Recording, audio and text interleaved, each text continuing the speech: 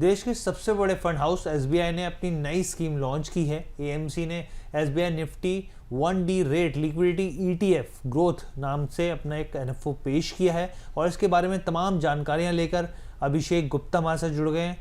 जी अभिषेक, बताएं क्या जानकारियां हैं। थैंक यू हर्ष। देश का सबसे बड़ा mutual fund house SBI mutual fund house new fund offer लेके आया हुआ है, जैसे कि आप स्क्रीन पर देख सकते हो। जैसे कि हर्ष ने आपको बताया कि SBI Nifty 1 day rate liquid ETF growth इसका नाम है। और इस फंड की अगर बात करें तो इसमें फंड मैनेजर जो होता है वो low risk debt, government security bonds, treasury bills ऐसे उसमें निवेश करता है, जिससे कि एक तरह से स्टेबल रिटर्न एक तरह से आपको मिले। और इसमें मसलन अगर रिटर्न की अगर बात करें तो फिर 4 से लेकर 7% तक का रिटर्न इसमें दिया जा सकता है। प्लस एक तरह से ईटीएफ है तो आप स्टॉक की तरह इसको डेली ट्रेड भी कर सकते हैं। ये हो गई इस फंड की बात। वही बेंचमार्क की अगर बात करें तो निफ्टी 1 डे रेट इंडेक्स है, यानी कि इस बेंचमार्क को ये फॉलो करेगा। सब्सक्रिप्शन की अगर बात करें तो 4 अगस्त यानी कि आज से खुल चुका है और 7 अगस्त तक आप इसमें सब्सक्राइब कर सकते हैं, यानी कि 4 दिन के लिए ही केवल ये खुला हुआ है। मिनिमम निवेश की अगर बात करें तो 5,000 रुपये का इसका मिनिमम निवेश रहेगा और एग्जिट लोड नील रहेगा, यानी कि आप इसमें कभी भी रिडीम करेंगे तो फिर कोई भी एग्जिट लोड इसमें नहीं लगना है। फंड मैनेजर इसके जो रहेंगे वो जिग्नेश शाह रहेंगे। तो ये है कुल मिला के इस न्यू फंड ऑफर की पूरी जानकारी। ओवर टू यू हर्ष। बहुत ठीक धन्यवाद है अभिषेक, बहुत बहुत थैंक यू। सर, अभिषेक ने जिस तरीके से तमाम इन्फॉर्मेशन दी इस नए एनएफओ के बारे में, हम आपसे सर और बेहतर तरीके से जानना चाहेंगे कि ये जो SBI Nifty 1 day rate liquid ETF है किस तरीके से काम करता है। सर एक बार समझाइए व्यूअर्स को।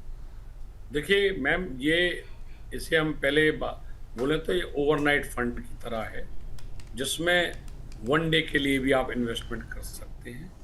म्यूचुअल फंड के ये ईटीएफ के प्लेटफॉर्म पे ऐसे ओवरनाइट फंड भी होते हैं इसके इक्विवेलेंट, जो आप एक नाइट के लिए भी अगर पैसा लगाना चाहते हैं तो लगा सकते हैं।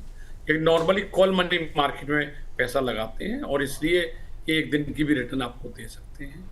तो ये जो पार्किंग फंड है इसे हम बेसिकली बोल सकते हैं। और इनमें जो अभी तक का एक्सपीरियंस रहा है, करीब करीब 5.5 से 6% की रिटर्न एनुअलाइज बेसिस पे दे सकते हैं, जो कि पर डे आपको मिलती रहेगी।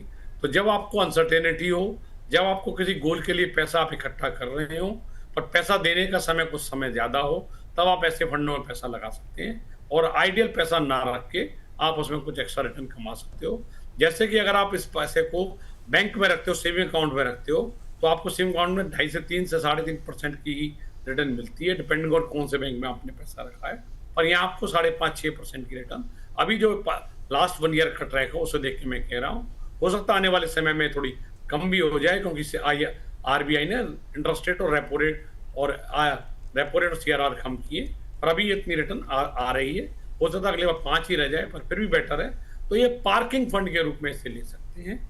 और एक लाइन में और ऐड करूं, जैसे कि ये ईटीएफ है, ईटीएफ में इसको आप स्टॉक एक्सचेंज पे लाइक शेयर की तरह खरीद बेच भी कर सकते हैं। जी ठीक है सर, आपने ये बहुत बता दिया कि क्या इम्पोर्टेंट यहाँ पे बारीकियाँ हैं।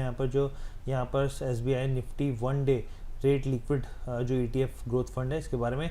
अब मेरा आपसे सवाल ये है कि क्या एनएफओ जो है ये किन लोगों के टारगेट करते हुए लॉन्च किया गया है, किन लोगों की तरफ, या फिर क्या टारगेट ऑडियंस है इसकी? सर इसका मेरे हिसाब से सबसे बड़ा टारगेट ऑडियंस वो है जो एफ&ओ में ट्रेड करते हैं या स्टॉक मार्केट में ट्रेड करते हैं, जिनको मार्जिन मनी की जरूरत पड़ती है, बार बार अपने ब्रोकर को मार्जिन मनी देने की जरूरत पड़ती है।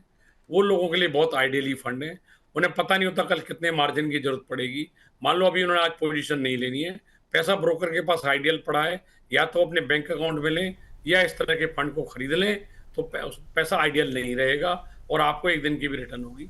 जब भी आपने पोजीशन लेनी है तो इसे बेच दें और फिर दोबारा अपनी पोजीशन ले सकते हैं। तो आइडियल मनी, मार्जिन मनी के एब्सेंस में इस पैसे को हम आइडियली यूज कर सकते हैं। तो ट्रेडर के लिए इस फंड की सूटेबिलिटी ज़्यादा है, जो एफ&ओ में या डायरेक्ट मार्केट में ब्रोकर के पास ट्रेड करते हैं। और कभी कभी जब अपनी पोजीशन उनकी नहीं होती है या कम होती है और पैसा फ्री होता है, तो उसमें आइडियल ना रख के इसमें इन्वेस्ट कर सकते हैं और कुछ रिटर्न बना सकते हैं।